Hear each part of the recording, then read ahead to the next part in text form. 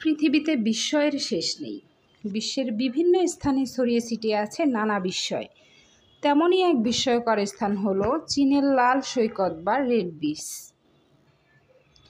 সৈকত হচ্ছে এক প্রকার ভূতাত্ত্বিক স্থলভাগ, যা কোনো জলভাগের পাশে গড়ে ওঠে। কিন্তু হ্রদ বা হাওর ধরনের জলাশয়ের পাশে গড়ে ওঠে স্থলভাগকে সৈকত হিসেবে ধরা হয় না।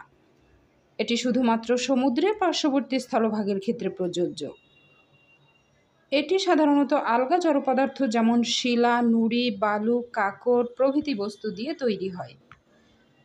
কিছু কিছু ক্ষেত্রে জীববস্তুর মাধ্যমেও সৈকত গঠিত হয়, যেমন প্রাণীর খোলস, কোরাল ইত্যাদি। দেখা যায় যে সকল স্থানে বাতাসের প্রবাহ ও মহাসাগরীয় স্রোত কার্যকর হয়, সে সকল স্থানেই ভূতাত্ত্বিক পরিবর্তনের মাধ্যমে সমুদ্র সৈকতের সৃষ্টি হয়। রেড বিচ চীনের লিয়াওনিং প্রদেশের পানজিনে অবস্থিত বিস্ময়কর এক লাল রঙা সৈকত।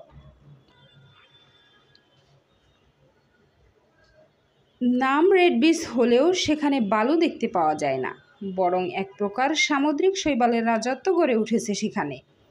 এপ্রিল মে মাসে সবুজ থাকলেও সেপ্টেম্বর থেকে উজ্জ্বল লাল বর্ণ ধারণ করে এসব শৈবাল। আর এই লাল উদ্ভিদের জন্যই এটিকে রেড বিচ বা লাল রঙা সমুদ্র বলা হয়ে থাকে। স্মিথসোনিয়ান ম্যাগাজিন অনুসারে চীনের এ অঞ্চল বিশ্বের বৃহত্তম জলাভূমিগুলোর মধ্যে একটি।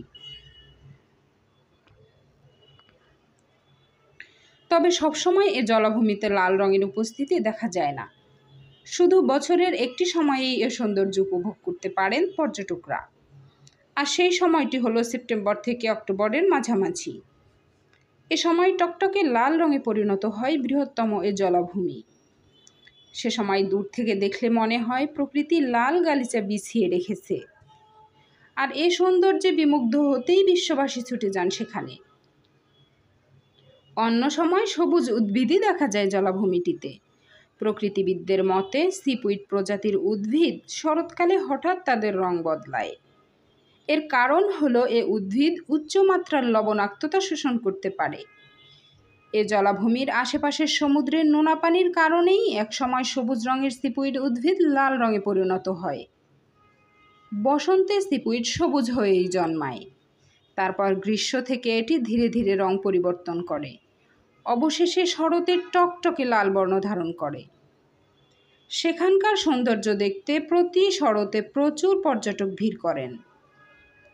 CNN এর তথ্য অনুযায়ী 2 মিলিয়নেরও বেশি পর্যটক প্রতি বছর ভিড় করেন সেখানে। রেড বিচ ছাড়াও অঞ্চলটি 260 প্রজাতির পাখির আবাসস্থল।